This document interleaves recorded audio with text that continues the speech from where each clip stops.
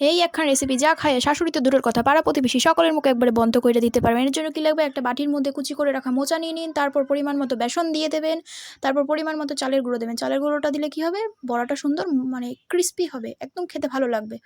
তারপর পরিমাণ মতো কুচি করে রাখা পেঁয়াজ দিয়ে দিন, পরিমাণ মতো লঙ্কা কুচি দিয়ে দেবেন, নিজেদের ঝাল বা নিজেদের স্বাদ অনুযায়ী দেবেন।